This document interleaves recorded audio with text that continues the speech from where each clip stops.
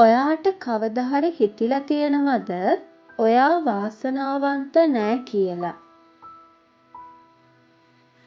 ඇත්තටම ඔයාගේ ජීවිතය පාලනය කරන්නේ ලෝකයා නෙවෙයි. ඔයාගේ හිත. හිත කියන්නේ හරියට බීජයක් වගේ. ඔයා සැකය වපුරන්න බය වර්ධනය වෙනවා.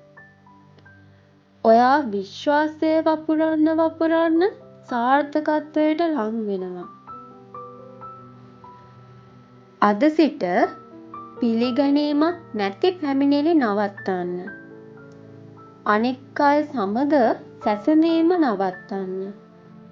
ඔයා ගැන නරක වචන භාවිතා කිරීම නවත්තන්න.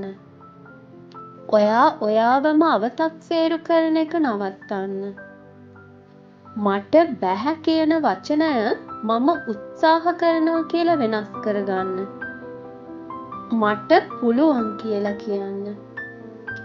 දවස ගානේ මිනිත්තු 5ක් කණ්ණාඩිය ඉස්සරහට ගිහිල්ලා ඔයා මෙහෙම කියන්න. මම ශක්තිමත් පුද්ගලයෙක්. මට හැකියාව තියෙනවා.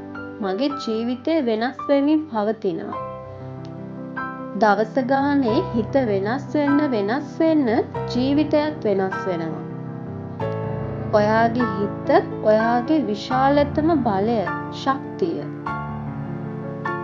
ඉස්සරහටත් මේ වගේ හිත ශක්තිමත් කරන අදහස් වලින් අපි හමු වෙමු. මම දිය.